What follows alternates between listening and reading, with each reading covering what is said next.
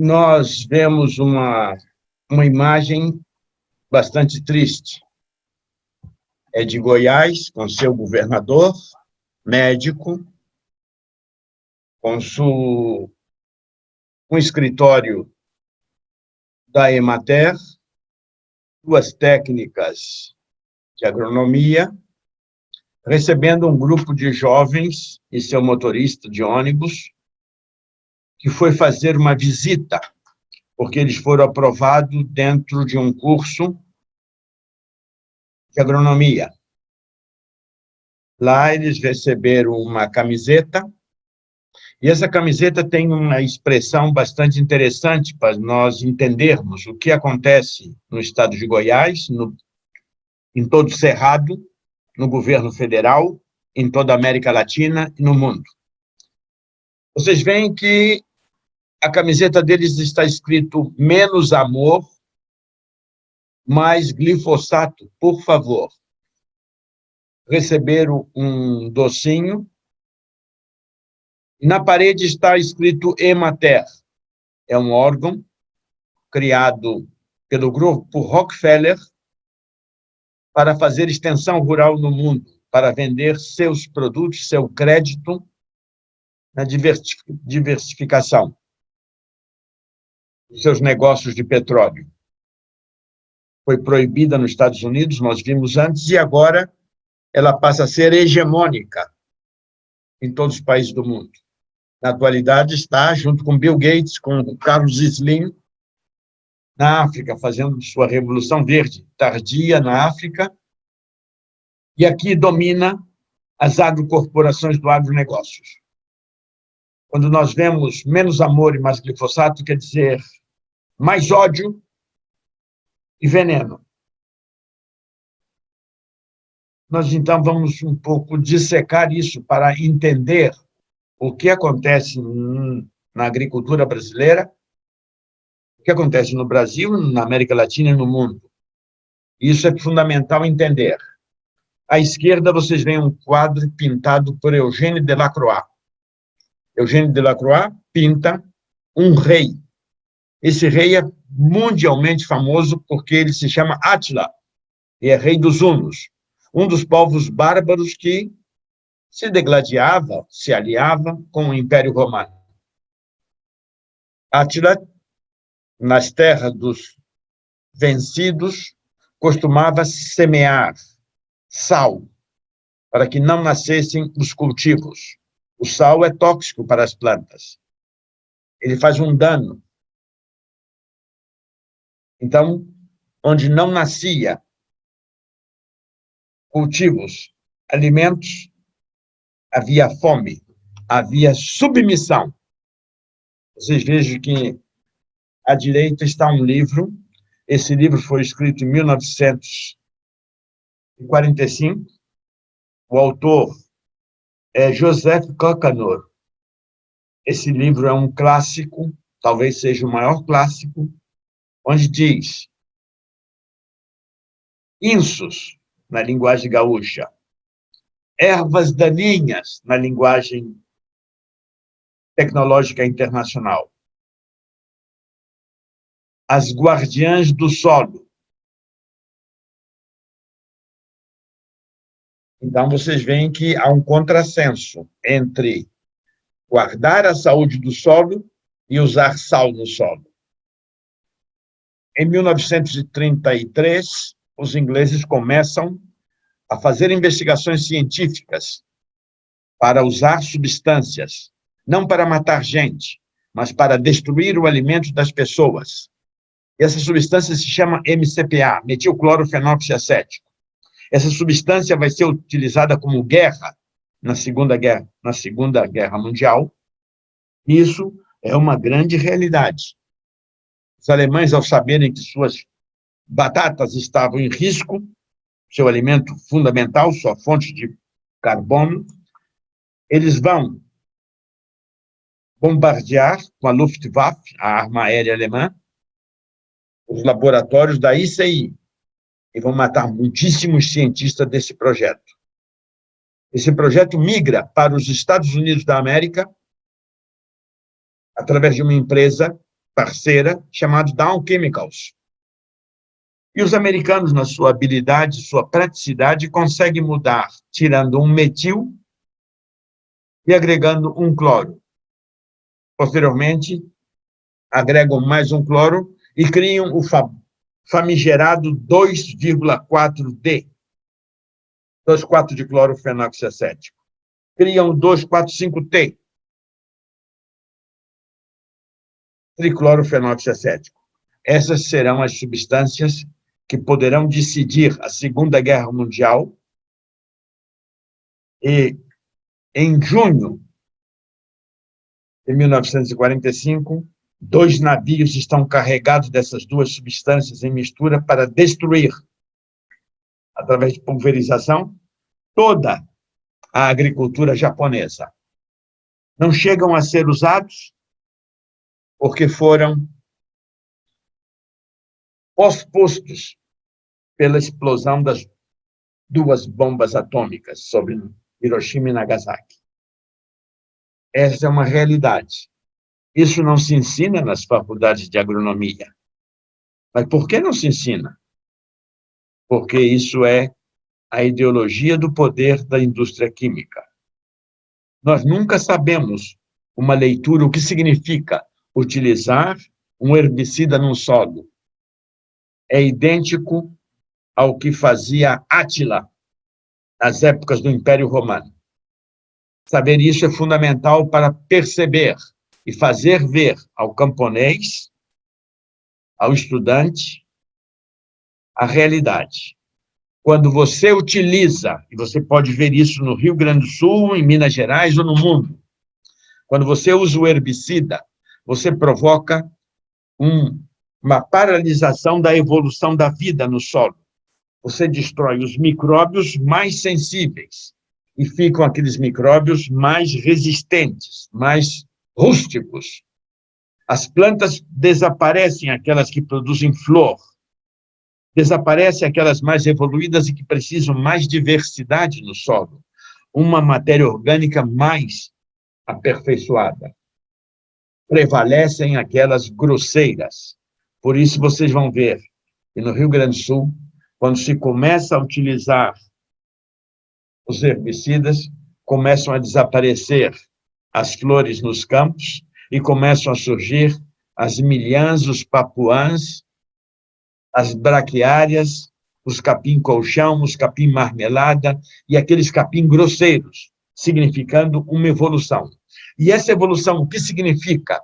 Menor economia de água. Lentamente, nós estamos construindo uma degradação lenta, gradual. E isso é muito importante. Por quê? Porque vai trazer mais pragas, mais doenças e a necessidade de mais insumos do mesmo grupo militar que fabrica os agrotóxicos. É um ciclo que se realimenta do seu uso. E nós não sabemos ler isso. E ler isso é extremamente importante. Ver isso é extremamente importante. Se perde a diversidade no solo, se perde a diversidade microbiana. Mas quem é esse micróbio que vive no solo? É ele que traz saúde ao solo. Então, nós perdemos algo que não se ensina nas faculdades de agronomia. Nós perdemos o ciclo da matéria orgânica antropogênica, aquela matéria orgânica que tem que ser manejada pelo camponês ultrasocial para benefício do clima, para benefício da humanidade e para a riqueza de todos. Alguém se apropria disso. E alguém ganha muito com isso. O maior mercado de agrotóxico é no setor de herbicidas, porque hoje não há mais camponeses. O que há hoje são empresários que vivem da especulação do crédito, da plantação de commodities, através da alienação e comodidade. Se nós entendemos e percebemos isso, nós entendemos o valor daquela camiseta dentro de um órgão público de Goiás para 5 jovens que vão ser doutrinados como fanáticos. Por isso que para nós, o importante é observar essa árvore. Essa árvore é um umbuzeiro nordestino. Se você chegar perto de um umbuzeiro nordestino, você vai ver a coisa mais fantástica. É extremamente resistente à seca. Ele tem nas suas raízes túberas. São modificações na raiz que acumulam água. Ele pode viver 7, 8, 12, 15 anos sem chuvas, num terreno extremamente seco.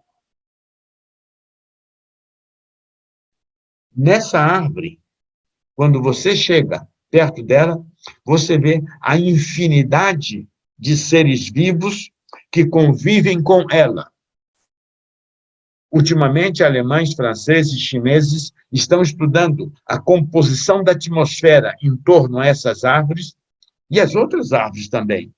E a atmosfera é enriquecida com micróbios que se multiplicam ali porque não pode viver no solo. Precisa os exudados, as transpirações dessas folhas. Então, vocês veem o dano que faz à vida um herbicida, um agrotóxico, uma substância química. Se sabe que mais de 30.000 espécies distintas de micróbios sobrevivem na atmosfera dessas espécies. Mas, quando se usa herbicida, não se pode saber isso. Então, nós temos que avançar. E observem que é mais fácil dizer. Quando o camponês manejava com animais ou com máquinas as plantas adventícias que nasciam e incomodavam ele incorporava isso ao solo, periodicamente, para alimentar a vida no solo. Os micróbios que estão no solo só podem comer carbono, e só pode comer carbono produzido pelo sol. Então, a matéria orgânica que cai, que se incorpora, e que fermenta por ação dos micro-organismos, ela se incorpora, e ao se incorporar, ela se transforma na matéria orgânica para a vida nesse solo. Quando você aplica um herbicida, como a direita acima, esse herbicida atua queimando a planta, incinerando-a, fazendo com que ela não seja fermentada, porque ele é um sal, e ele vai entrar em sublimação, ou seja, passa do estado sólido ao estado de gás, sem passar pelo estado líquido. Isso é sublimação. Ao sublimar essa planta, esse inso, essa erva daninha, essa adventícia, o micróbio morre. E quem morre primeiro? Os mais importantes no ciclo da matéria orgânica antropogênica. Mas os fanáticos criam uma cadeira chamada herbicidologia. Todos eles são treinados pelas empresas para dar aulas nas faculdades de agronomia. Eu conheci alguns desses tarados e fiquei assustado em ver o liso e plano que é o raciocínio dessas pessoas. Se dizem especialistas, na verdade são ignorantes. Então é interessante se colocar essa realidade. Por quê? Porque o risco hoje é climático. Nós não temos mais carbono solúvel no solo. Nós não temos mais a fixação do grande depósito na matéria orgânica antropogênica da estabilidade e harmonia climática. É isso que o agricultor faz quando usa um adubo verde. Isso não é uma plantação de girassol para colher grãos. É uma alta densidade para, na floração, se enterrar e aumentar a matéria orgânica, porque aumentando a matéria orgânica numa região seca, eu tenho mais umidade, e essa umidade prolongada por um maior período. Eu tenho mais alimentos para micróbios e tenho uma diversidade. Há uma disputa entre os micróbios. Isso é um manejo antropogênico do ciclo da matéria orgânica. Seja num girassol de área temperada, seja numa mucuna ou um cudizu de uma área tropical, como na Amazônia ou como no Cerrado. Este é o cudizu. O cudizu é uma planta muito utilizada na área tropical. É uma planta que precisa de muito calor, produz uma massa fantástica. Ele é uma forma de se alimentar micro-organismo, aumentar a matéria orgânica. Ele tem um outro parente mais famoso que ele, em todo o mundo, chamado mucuna, mucuna preta. Você pode agregar 60, 80, 200 toneladas de matéria orgânica com a umidade bruta em um solo.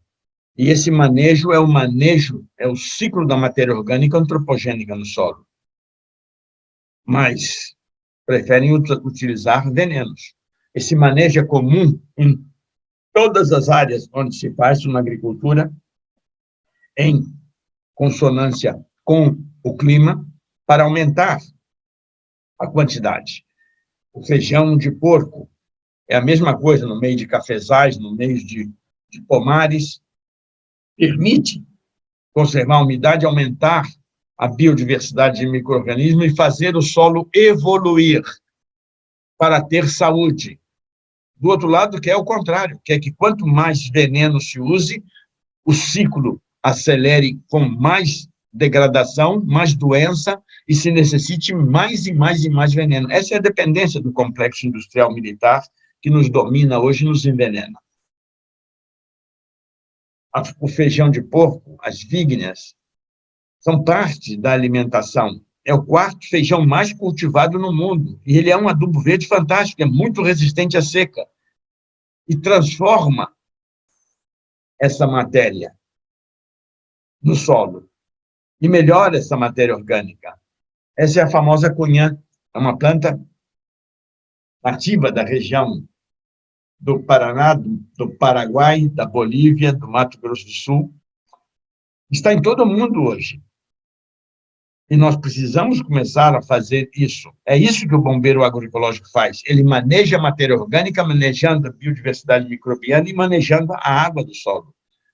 O nabo forrageiro é fundamental. Por quê? Ele também serve como um subsolador biológico que retira totalmente aquela crosta de adensamento do solo, chamado pé de arado.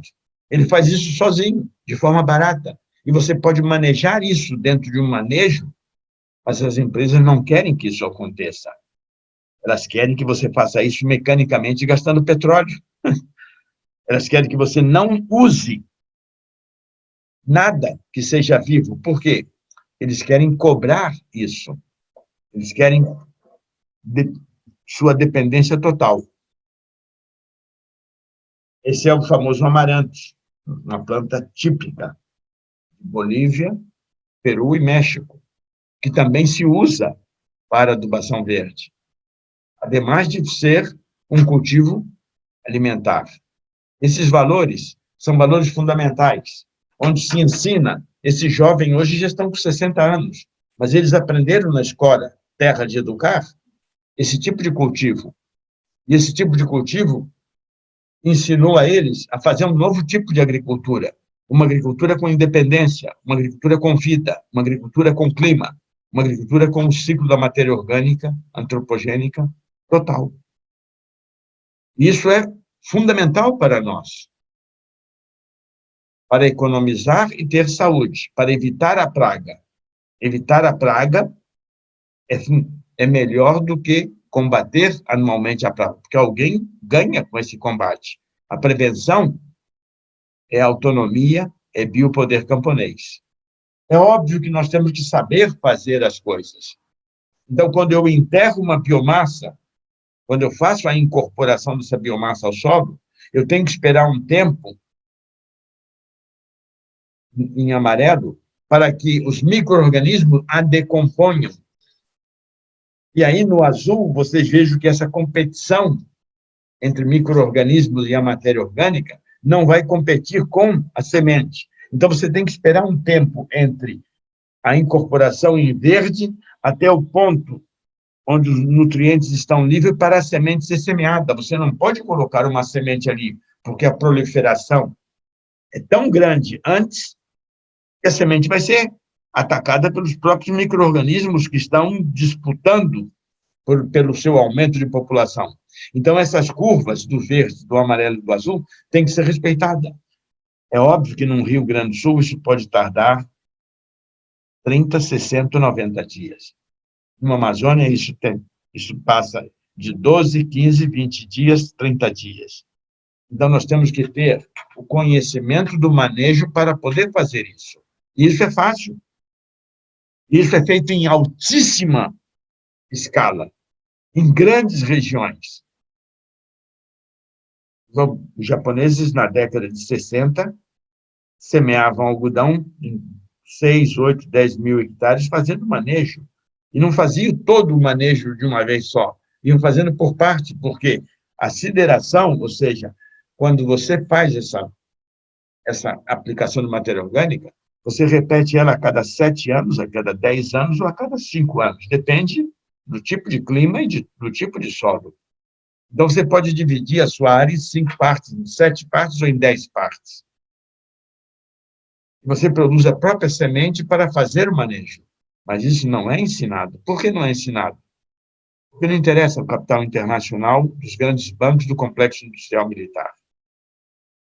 Então, chegamos à conclusão de que onde a matéria orgânica não é manejada, o ser humano tem carências de minerais porque o solo fica empobrecido pelas commodities de interesse de Chicago. E aí, na Europa, hoje, se vende latas com pó de pedra, pedra moída, para que pessoas comam, como se pessoas fossem micróbios do solo ou minhocas. E o pior é que esse pó de pedra custa caríssimo. Custa 30, 50 libras na Inglaterra. Custa quase R$ 400 um quilo de pó de pedra para se comer. Essa pedra de basalto que nós temos aí, essa pedra de granito, e nós não sabemos o que significa isso. Então, vocês vejam, está escrito isso quando nós podemos fazer isso sem comprar. Então, nós temos que conhecer um pouco de mineralização do solo. Mineralização do solo não é usar adubo. O adubo é um sal igualzinho ao sal de Átila. Ele vai destruir a microbiologia do solo. Ele vai destruir a vida no solo. Quando você mineraliza um solo, você deve saber um pouco sobre as rochas. As rochas, porque os micróbios evoluíram para se alimentar das rochas, não de reações químicas feitas sobre a rocha, como são os adubos químicos. Isso, para nós, é fundamental para entender a vitalidade de uma planta ao colocar ela em contato com o pó de rocha, o aumento da diversidade microbiana, o aumento da matéria orgânica, contrário do que acontece com os adubos químicos solúveis. Todos eles derivados da guerra, criados para a guerra. É por isso que, quando de um vulcão sai a cinza vulcânica, e essa cinza vulcânica se espalha na atmosfera, lá longe, a 600, 700, a 12 mil quilômetros, as plantas se fortalecem e desaparecem as enfermidades. Isso é comum no Equador, no México, na Colômbia, onde tem vulcões.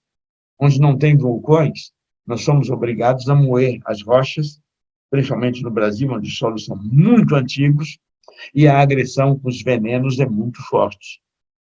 Por isso, nós, quanto mais pós de rochas moídas colocamos ao solo, maior sistema radicular temos. E, então, o nosso depósito de água no solo fica aumentado. Mas nós não sabemos fazer essas leituras sobre matéria orgânica, sobre raizame do solo, sobre essa realidade. Porque não interessa a indústria e a mediocridade do agronegócio. Isso, para nós, é extremamente importante. Hoje, nós usamos muito pó de rocha para tirar cheiro de chiqueiro, porque ele elimina as bactérias do enxofre. Nós usamos na saúde. E essas são as áreas que existem hoje. No Brasil, nós já temos pelo menos umas 12 empresas produzindo pó de rocha. Mas nós trabalhamos com camponeses. E, para nós, o pó de rocha tem que estar em mãos camponesas, não de grandes mineradoras. Internacionalmente, existem interesses de grandes corporações para impedir que os camponeses tenham acesso a essas rochas. Mas por que a rocha é importante? Nós somos frutos das pedras. Nós somos a evolução das pedras. Vocês, quando veem essa montanha é um dos berços do nascimento da civilização humana. Isso é na Etiópia. Esse vulcão é muito conhecido. É um vulcão que tem a sua lava é alcalina. Então, todos os grandes descobrimentos estão nessa região, nesse vale. As formas mais antigas do ser humano primitivo estão aí. Os arqueólogos, quando encontram aí os seres mais antigos, nos demonstram a relação entre a evolução do primata para o humano com a presença desse vulcão. É importante nós entendermos isso, porque entendendo isso nós podemos dar um valor à nossa mineralização dos solos, feita sob mãos camponesas. Esse é o berço da humanidade. Vejam isso que é interessante. Esses meninos, estudantes de agronomia mexicanos, estão dentro da boca de um vulcão. E essas fumaças que são aí, chamadas fumarolas, são o escape. Se vocês veem os cultivos e a diversidade dentro dessa boca desse vulcão, é algo tão fascinante que você fica extasiado. Embaixo vocês veem os pés de milho que nascem nessa região, no famoso Ceburucos, em Nayarit, no México. Olhem as espigas penduradas no meu pescoço. Essas espigas chegam a alcançar 92 centímetros de comprimento e o grossor de uma coxa humana. Essas plantas têm de 6 a 8 metros de altura, como vocês podem ver secas ali atrás. E por que não sabemos isso? Isso é conhecido. Você pode perguntar a grandes especialistas em milho que sequer sabem o porquê. Então, nós temos que mostrar isso e fazer isso. E é importante entender isso. Quando se fala em fósforo, nós vemos a conferência de cúpula do fósforo sustentável. Criam sempre neologismo para vender mais. Brasília, 2018, de 20 a 22 de agosto. E aí nós vemos o importante. Se discutiu tudo sobre fósforo. O governo brasileiro pagou isso. Então, as entidades aqui embaixo, os nomes. No entanto, ninguém discute o principal. Quem é o dono hegemônico do fósforo do mundo? É o mesmo grupo que domina a comercialização de grãos, Cargill. Ele é dono de 90% de todo o fósforo do mundo através de várias empresas, entre elas a Mosaic. E por que não sabemos isso? Não, a gente não pode nem saber, nem constar o nome dela como patrocinadora, porque ela é interessada. Ela vai ditar as normas, as leis, as determinações para fazer o que ela quer. Esse é o complexo industrial militar. Nós não sabemos estudar o fósforo dentro de uma farinha de rocha. Isso é interessante. Por isso que, quando nós falamos em nutrição, nós temos que chamar as nutricionistas. Essas foram as primeiras nutricionistas criadas, formadas no mundo. E elas foram criadas não num país central de poder, foi criada num dos países que era mais rico do mundo, pela sua agricultura e pela sua cultura. Esse é o Dr. Pedro Escudeiro, farmacêutico bioquímico, que cria a primeira escola de nutrição. Instituto Municipal de Educação, para a melhor nutrição do operário argentino, que passava trabalhando dia e noite sem tomar sol e tinha carências de vitamina. Se nós entendermos isso, vamos passar a entender o solo e entender a mudança climática. Hoje nós temos na nutrição a carreira mais importante no país, para evitar a perda de qualidade da vida do brasileiro e dos povos da América Latina. É fundamental entender isso, mas nós nem sequer conhecemos a história disso. No quadrinho à direita, embaixo, vocês veem Tarsila do Amaral pintando um quadro que se chama, pintado em 1930, esse quadro tem um nome belíssimo, Operários. Lá em 1930, o doutor Escudeiro estava criando um curso de nutrição em Buenos Aires pela saúde dos operários. E o pessoal passa o tempo todo na televisão me dizendo que o agro é top, que o agro é tech, que o agro é tudo. O agronegócio é ignorância, é servidão. E é que tem que ser dito assim. Gabriel Garcia Marques, prêmio Nobel, demonstrou isso nos anos 30, 40, nos plantios de banana na Colômbia. Os milhares de mortos porque se revoltavam, porque eles eram não camponeses, eram operários do grupo Rockefeller produzindo banana. E quando pediam descanso ou pediam salário, eram metralhados pelas forças autoritárias. E escondido. E as reportagens que ele fazia como jornalista não podiam ser publicadas. Se transformou em 100 anos de solidão. O pessoal diz que é o realismo fantástico. Não, não. É a realidade e que não é diferente nas monoculturas. Então, nós temos que falar sobre isso como bombeiros agroecológicos, porque a nossa batalha está em apagar esse incêndio. Pelo clima, pela riqueza cultural, pela nutrição de qualidade. Vejam vocês,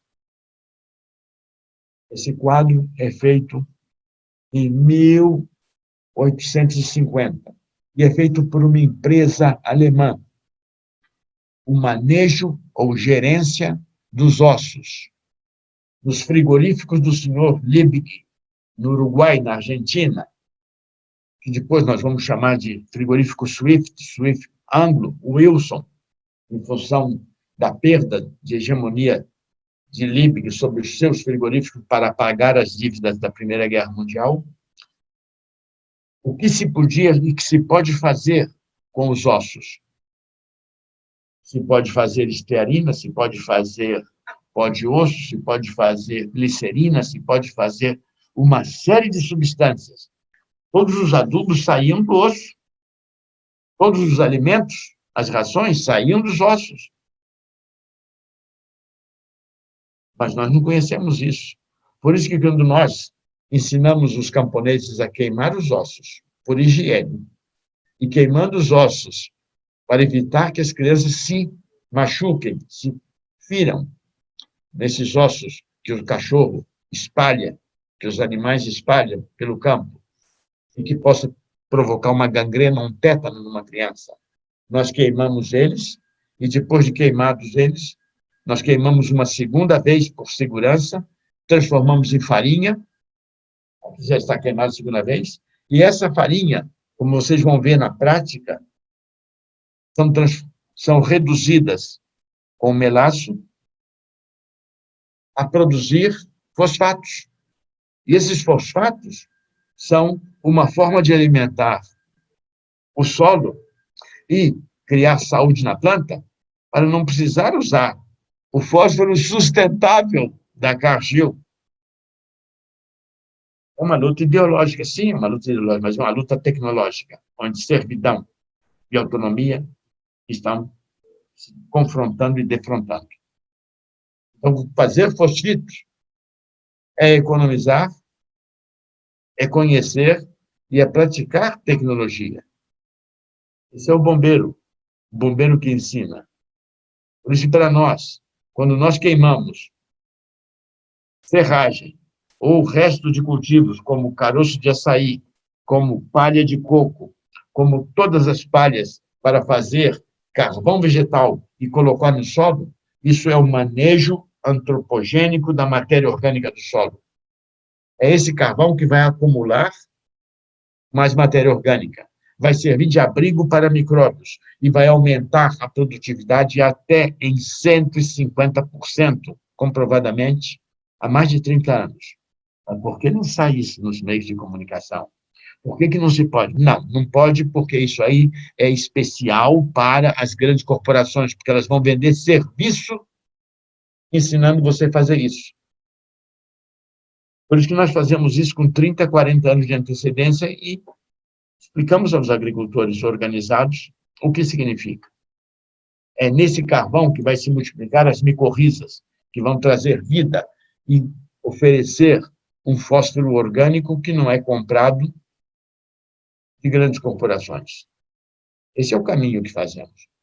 Dentro de cada picumã, visto no microscópio, nós vemos uma bolinha cheia de buraquinhos. Em cada buraquinho desse podem se abrigar 500 mil micro-organismos, onde vão ter mais calor, mais umidade, e vão se reproduzir mais, transformando a matéria orgânica no solo, beneficiando o clima.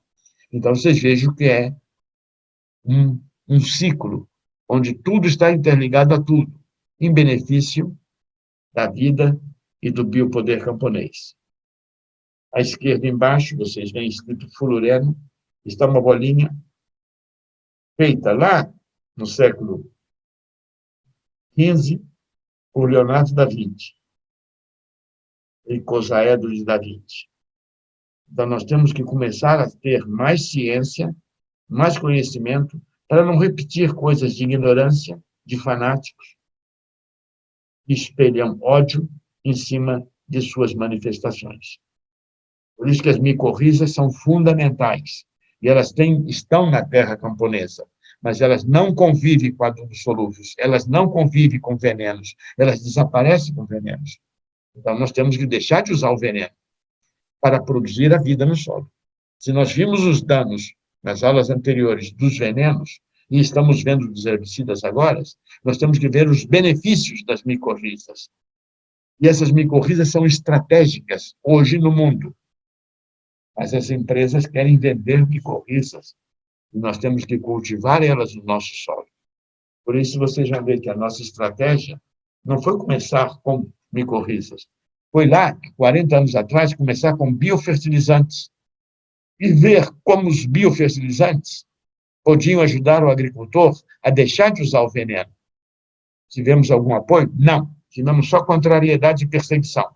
Mas nós vencemos. Nós hoje podemos dizer que os biofertilizantes estão em todos os países do mundo, não pelas multinacionais, pelas mãos camponesas organizadas. Porque fermentação é da nossa tradição. O pão é fermentado, o vinho é fermentado, a cerveja é fermentada, o iogurte é fermentado. Tudo que comemos é fermentado. Os micróbios fazem parte dos nossos intestinos, fazem parte da nossa vida. E se nós sabemos disso, nós podemos fazer um fermentado como biofertilizante, baseado nos principais elementos que existem na propriedade camponesa, seja esterco, seja soro de leite, seja folhas, seja casca de camarão, tudo isso serve. Aquilo que fermenta serve para se utilizar. E nas práticas vocês vão ver detalhadamente cada um desses detalhes.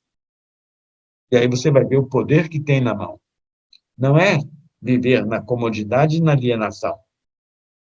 É viver pensando em seu futuro, construindo ele de forma organizada dentro de uma comunidade. É isso que nós fazemos. Então, você, quando vê um bacillus subtilis, visto em uma ultrafotografia microscópica, você vai entender que é ele que faz o fortalecimento da planta nas épocas de seca, nas épocas mais difíceis, para superar sem custar nada. Você não gasta nada para fazer isso. Hoje, você, para fazer qualquer cultivo, você gasta de 200 a 800 reais solamente em substâncias que não funcionam, que não servem para nada. Então, nós temos que discutir isso e trazer alternativas para que o agricultor possa escolher sua autonomia. Há 40 anos atrás não existia isso. Hoje eles trazem para vender isso. E nós, como fazemos, nós não precisamos comprar. São coisas feitas de forma industrial.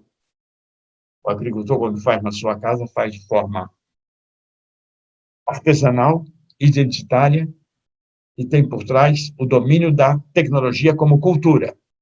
Ela é objeto do camponês e não sujeito de dominação. Mas é muito difícil explicar isso, onde a servidão é prática constante. Por isso que nós, quando fazemos isso, estudamos isso, temos que decodificar isso para o agricultor de forma mais simples, para que ele entenda cada detalhe de cada reação e possa, se quiser, fazer em casa.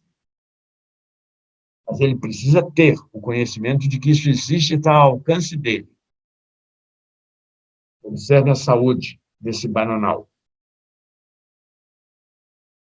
Essas folhas não vêm veneno há mais de 30 anos. Por quê? Porque isso é feito com antecedência. Isso é feito antes. Isso é 1995, 96. Isso é no Equador. É um dos maiores exportadores de banana do Equador fazendo isso. Mas por quê? Porque não podia vender banana orgânica com veneno. Então, alguém ensinou ele a fazer isso. Não fui eu que ensinei. Eu não ensino exportadores. Mas eu fui lá para resolver um problema que estava ocorrendo. Porque muita gente queria saber como funcionava o herbicida. A mim não me interessa que eles saibam. Então, eu fui lá explicar a eles como funcionava, porque eles eram cientistas, eram doutores. Então, nós fomos ali mostrar para eles uma coisa simplória. O camponês aqui sabe como é que controla a qualidade. Agora, a turma do agronegócio não pode aprender isso. Eu não ensino. Se quer aprender, aprenda com outro. Eu não sou mercenário. Então, isso para nós é extremamente importante. Hoje, a estudante pede uma ajuda para fazer uma tese de mestrado. Sem ajuda, não é problema nenhum.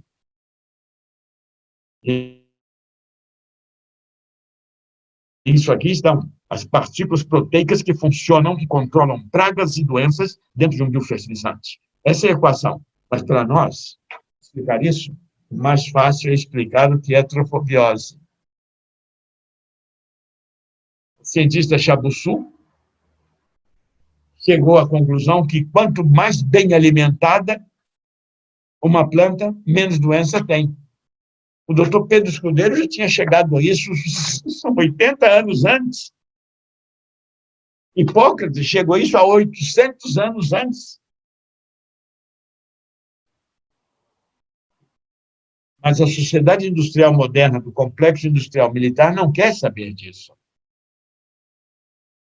E nós temos que ver que um inseto, essa classe mais abundante nesse planeta, chamada insetos, os insetos se multiplicam mais quando tem mais alimento. E quando as plantas estão mais desequilibradas, é aí que os insetos se multiplicam. Se nós fizermos uma planta saudável, os insetos não podem se multiplicar, porque eles têm um controle. Então, quanto mais desequilibrado, e você pode provocar o desequilíbrio através de adubos solúveis, o sal de Átila, através de compostos químicos, os venenos do complexo industrial militar. O inseto chega a ter mais gerações em função da abundância de alimentos desequilibrados na natureza. Se nós sabemos isso, nós podemos evitar isso. E, evitando isso, nós construímos a saúde na selva. Quanto mais sã, menos insetos e menos ataques, menos pragas. Desde Moisés, e antes de Moisés, já se sabia isso. Mas fomos obrigados a esquecer isso em função dos interesses de Liebig, dos interesses de Rockefeller, dos interesses da extensão rural moderna. Por isso que os bombeiros acudem aos incêndios. As plantas não podem acumular aminoácidos solúveis e livres, não podem acumular açúcares redutores no seu citoplasma, porque elas atraem insetos e facilitam a sua multiplicação. Então, nós temos que compreender essa trofobiose molecular e compreendendo essa atrofobiose molecular. A primeira coisa a fazer é deixar de usar o veneno, deixar de usar o herbicida, alimentar os micróbios. Quanto mais diversidade, mais equilíbrio, não só no solo, não só para a planta, também para a sociedade e para o clima do planeta. Vejam um exemplo clássico. A pior doença surgida no cultivo da banana foi a cigatoca negra, a partir de 1990. A cigatoca negra é um fungo que ataca a banana. Nós temos, então, que estudar essa cigatoca. Essa cigatoca que vem lá da Austrália, das ilhas de Fiji, contém uma toxina chamada cercosporina. E essa toxina ataca a planta antes do fungo infectá-la. É algo como uma substância química que o fungo emite para poder propiciar o espaço de matar uma célula para poderem se introduzir nessa célula morta. Um cientista cubano fez um processo fantástico. Ele queria saber como funciona o biofertilizante. Porque o biofertilizante destrói a cigatoca negra. Aquelas árvores de banana tinham 5 a 6 aplicações de herbicida. Aquele agricultor economizava 2,5 milhões por semestre de fungicidas, inseticidas e herbicidas, só usando o biofertilizante que ele fazia. Fazia uma quantidade gigantesca, 500 mil metros cúbicos por semestre. Então, o doutor Rodolfo Marimbona, que em paz descanse, porque já é falecido, ele resolveu fazer, numa folha de banana, uma janela, dobrar essa janela para eliminar a circulação da seiva, e marcou, hora a hora, a infestação. Onde a seiva não circulava com o biofertilizante, começou a infestação, e vocês veem 7 horas depois. Ele disse, que coisa maravilhosa. Ele era doutor 2 vezes, em Kiev e Moscou. E era ajudante, era auxiliar do governo equatoriano para evitar o uso de fungicidas. É magnífico isso. Onde vocês já viram isso em órgãos oficiais nacionais ou mesmo internacionais, onde não há cooperação. Esse é um exemplo. A cigatoca perde. Quando a cigatoca ameaçou de chegar no Brasil, nós vimos que ela estava em Benjamin Constant, na Amazônia, lá onde agora falta oxigênio.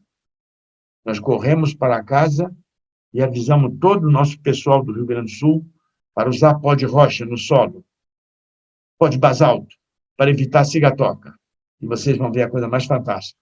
Quase 30 anos depois, eles já estão velhinhos e eles riem quando nos cruzamos nas feiras.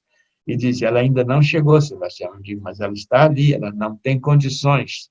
Porque aí eles repetem, bem orgulhosos, a atrofobiose impede. Isso é biopoder camponês. Corrigir as causas, não eliminar os efeitos. Evitar 30 a 60 aplicações. O povo que mais banana come no mundo é o brasileiro. E a banana na Amazônia desapareceria pela cigatoca negra. Isso é bom para quem planta bananas de grandes empresas. Por quê? Porque se ele aplicar 30, ou 60, ou 100 vezes, vai no preço. Saúde, né? Ele também vende remédio, ele vende desintoxicante, e nós temos que começar a ler isso. Por isso que, quando fizeram esse documento sobre as ameaças, nós já estávamos evitando o problema e não discutindo o possível problema.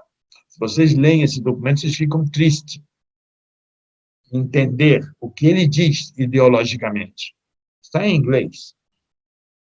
É bom para se estudar e marcar falta de autonomia.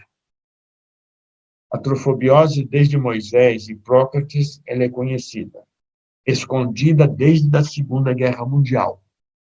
Vejam o que diziam os grandes científicos Philippe Ré, Franz Unger, Joachim Meyer que, na Idade Média, 1200, 1300, eles escreveram: distúrbios nutricionais predispõem os tecidos das plantas às doenças.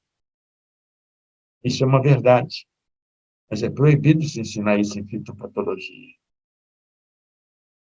Então, nós temos que ver o que é uma toxina. Toxinas são substâncias produzidas por micro-organismos para poder atuar se multiplicando. Sem as toxinas não existe infecção. Então, nós temos que evitar que a toxina se instale, fortalecendo a planta através da sua nutrição. Isso está no solo, isso está na matéria orgânica, isso está no manejo camponês. Por isso que a indústria estuda ao contrário. Esse trabalho é um trabalho dinamarquês, já tem mais de 20 anos, e mostra o efeito das toxinas sobre as plantas. Essa é a vitorina sobre a aveia. Daqui vocês vão ver uma coisa que para nós é muito importante. Essas plantas são sob ataque de uma toxina. Não é infectada por um fungo ou por uma bactéria. É pela toxina da bactéria. Então, vocês veem o efeito dela, e quando se aplica um pó de rocha sobre a planta, vocês veem o efeito. O efeito contrário ao da toxina. Por isso que o agronegócios hoje começa a querer preconizar o uso das farinhas de rocha e monopolizar para eles um projeto de lei. E os analfabetos que analisam esse projeto de lei servem sem saber o que estão fazendo. Essa é a realidade, tem que ser dito assim, de forma agressiva. Nós construímos leis para beneficiar interesses de poder exógeno. Por isso, observem, essas folhas de feijão, um feijoeiro, estavam amareladas pela toxina, chamada faseolotoxina.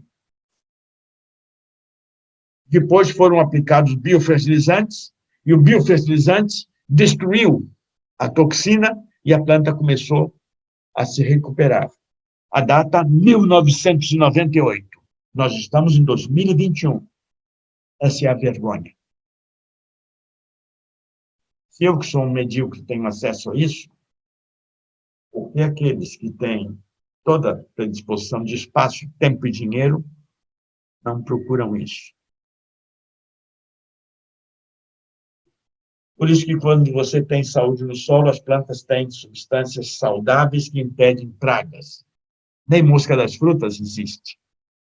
Agora, quando você usa herbicida, quando você usa inseticida, fungicida, não há essa imunidade da planta. Então, as plantas não se defendem e você tem a dependência. E aí melhora o valor da corrida armamentista, porque o complexo industrial militar ganha com isso.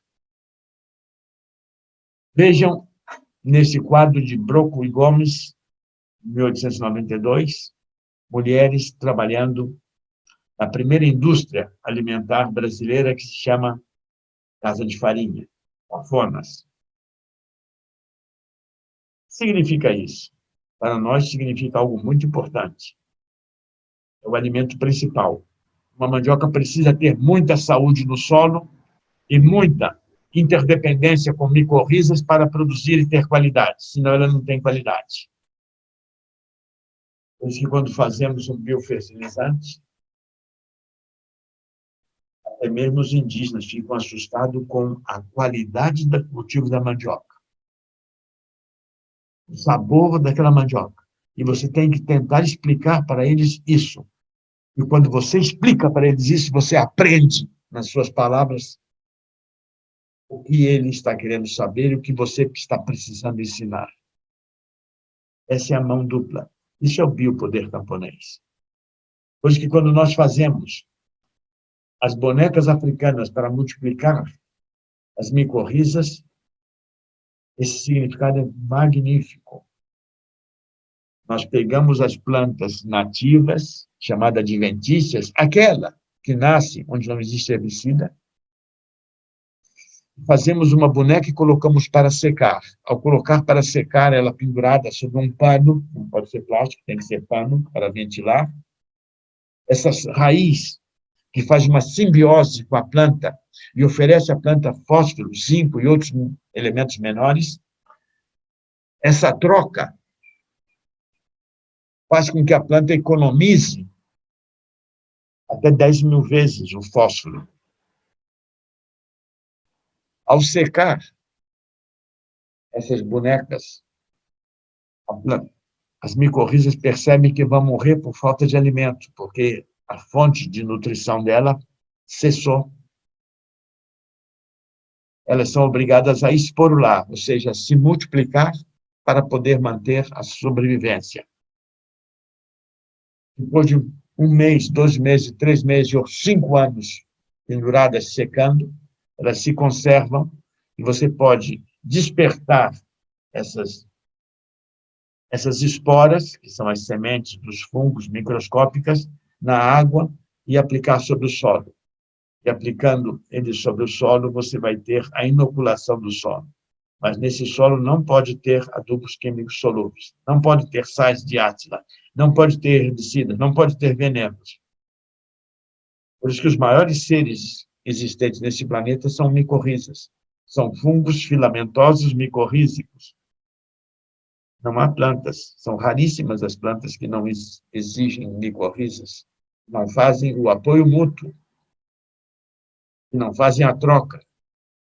Vocês vão aprender a fazer micorriza em uma prática nesse curso. Em algumas regiões, como o Nordeste do Brasil, há uma matéria-prima gigantesca chamada casca de coco. Essa casca fica na praia, fica nos terrenos baldios, fica no campo, durante 5 a 6 anos e não apodrece. Por quê? Tem uma quantidade muito grande de uma substância vermelha chamada tanino, aquela que se curte couro para fazer sapato, que impede ela se decompor. Mas se nós agarrarmos essa casca de coco, com um pouco de umidade, e colocá-la em contato com limadura, com serragem de ferro, ou limadura de ferro, ou feito em casa com um pouquinho de bombril, você vai ver que o ferro queima o tanino imediatamente no meio da umidade e ela fica enegrecida. E ao ficar enegrecida, o ferro propicia o desenvolvimento microbiano. E uma casca que ficaria de 5 a 10 anos no solo, você transforma ela em 3 meses a 6 meses em matéria orgânica incorporada no solo com diversidade microbiana. É fácil fazer isso. Nós vamos fazer na prática isso que vocês estão vendo aqui. E na prática vai se explicar detalhadamente, porque vai se mostrar como se faz.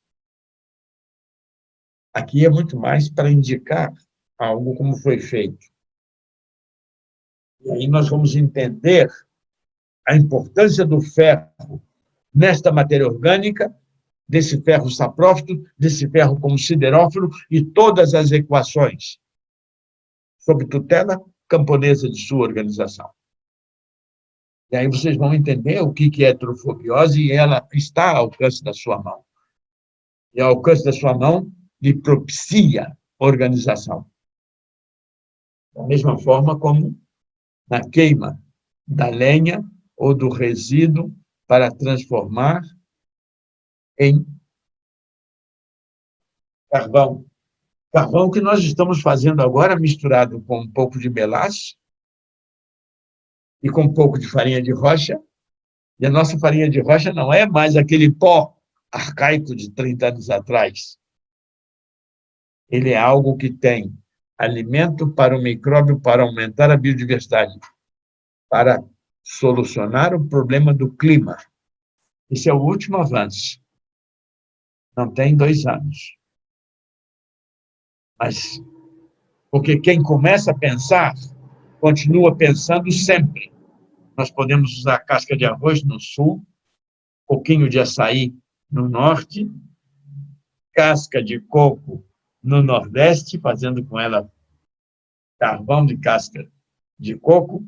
Podemos usar serragem, podemos usar tudo. E são coisas feitas de forma simples. Existe um vídeo de 16 minutos onde vocês vão ver fazer isso. Para nós isso é magnífico que a gente possa fazer. Por isso, para terminar essa parte e começar outra, observem ali o sorriso desse menino. É um menino aimara que vive nas montanhas altas da Bolívia, onde eles domesticaram mais de 6.600 espécies de batatinha. E você, às vezes, chama de batatinha inglesa. Ela é boliviana. Ela é do Alto Peru. Ela é peruana e é colombiana. Essa batatinha que ele está lhe oferecendo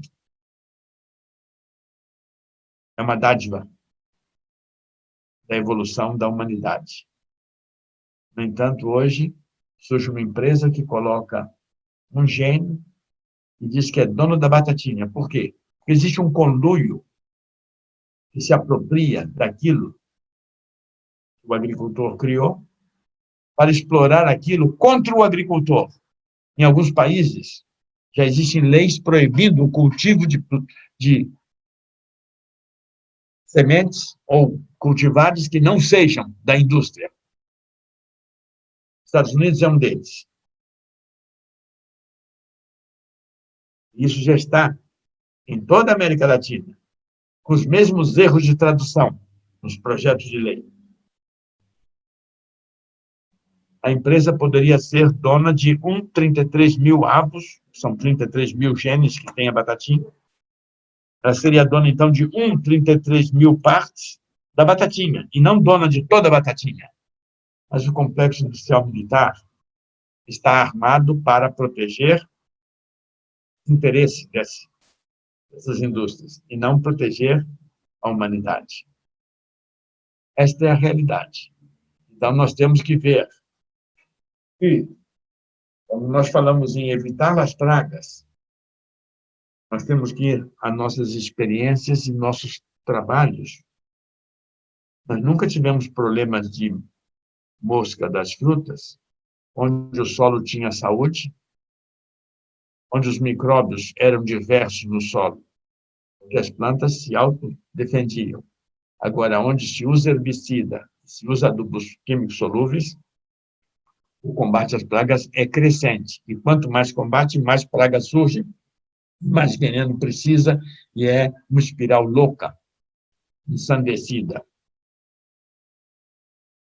Por que não se estuda isso? Eu sei. Que muita gente é subvencionada ou subsidiado para não perceber e não saber isso.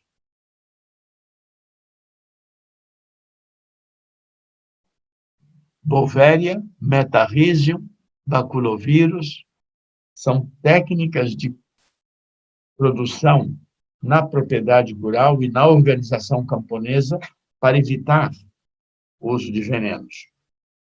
Você pode fazer isso na sua comunidade.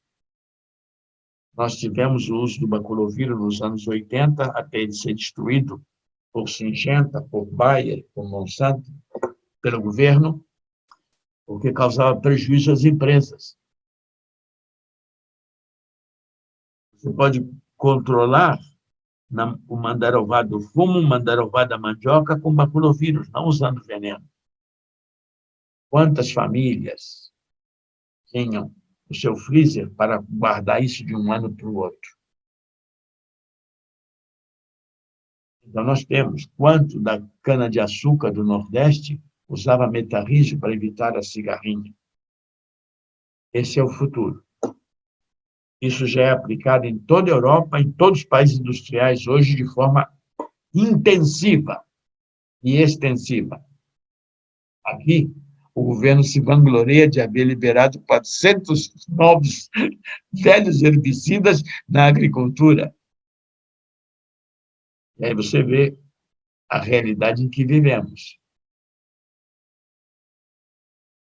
A criação de insetos controladores é a coisa mais bela que existe por uma criança numa escola, criança da área rural, fazer com as professoras. Uma caixa, colocar aquelas frutas silvestres que têm muita larva de mosca, colocar ali dentro, colocar uma tela fina por cima, um filó, um tule, e eles saem pelo buraquinho do tule, mas não saem as moscas. Fizemos isso bastante vezes, mas isso não é estimulado. Então, esses braconídeos são importantíssimos. Um braconídeo desse controla as pragas. E você, quando vai criando ele, prendendo as moscas, você vai alterando as populações até que existe um equilíbrio e harmonia. Mas nós não estamos interessados nisso. Uma das coisas importantes de se saber fazer esses ensaios é criar essa mosquinha, chamada drosófila, ou mosquinha do vinagre, ou mosquinha da fruta que não é praga. Onde tiver uma banana, ela está. Em toda casa, em todo lugar. Nós usamos as mosquinhas para ver se um alimento está contaminado. Agarramos a larva dela, que chama-se embrião, e colocamos em contato com uma papinha feita com uma fruta, onde foi tratado o veneno. Calculamos o tempo em que ela vai morrer. E você sabe se tem veneno ou não. Essa é a realidade. Isso é fácil de fazer. Vocês vão ver também isso na prática.